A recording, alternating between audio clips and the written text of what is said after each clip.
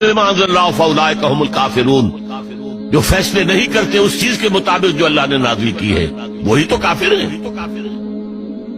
تم نے کافر کسے سمجھا ہے؟ وَمَن لَّمْ يَحْكُم بِمَا أَنزَلَ اللَّهُ فَأُولَٰئِكَ هُمُ الظَّالِمُونَ، جو اللہ کی اتاری ہوئی شریعت کے مطابق فیصلے نہیں کرتے وہی تو مشرک ہیں۔ وَمَن لَّمْ يَحْكُم بِمَا أَنزَلَ اللَّهُ فَأُولَٰئِكَ هُمُ الْفَاسِقُونَ، جو اللہ کی اتاری ہوئی شریعت کے مطابق فیصلے نہیں کرتے وہی تو ناہنجار ہیں، فاسق ہیں، غدار ہیں، باغی ہیں، سرکش ہیں۔ یہ تین فتوے ہیں مفتی اعظم کے۔ مفتی اعظم کون ہے؟ اللہ۔ قرآن میں یہ لفظ آیا ہے اللہ کے لیے، یفتیکم،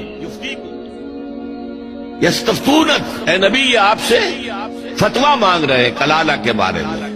قل اللہ یفتیکم، کہہ دیجیے اللہ فتویٰ دیتا ہے۔ لو تو مفتی اعظم کون ہے؟ یہ سارے دنیا کے مفتی مل کر بھی اگر مفتی بن جائے ایک تو کیا اللہ کے برابر ہوں گے؟ اور اللہ کا فتویٰ یہ ہے جو اللہ کی اتاری ہوئی شریعت کے مطابق فیصلے نہیں کرتے وہی تو کافر ہے، وہی تو ظالم ہے، وہی تو مشرک ہے، وہی تو فاسق ہے، وہی تو سرکش ہے۔ اور یہ تین فتوے ایک رکوع میں آئے ہیں، سورہ مائدہ کا رکوع نمبر 7۔ تو یہ شہادت جو ہے، یہ شہادت گہے الفت میں قدم رکھنا ہے۔ لوگ آسان سمجھتے ہیں مسلمان ہونا۔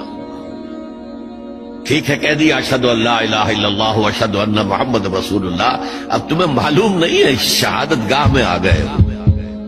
اور شہادت سے مراد تمہارے قول سے اللہ اور اس کے دین کی گواہی ملنی چاہیے، تمہارے عمل سے اللہ کی اور اس کے دین کی گواہی ملنی چاہیے، اور انفرادی ہی نہیں اجتماعی سطح پر اللہ کے دین کو قائم کر کے گواہی دو دنیا کے سامنے کہ دیکھو یہ ہے اللہ کا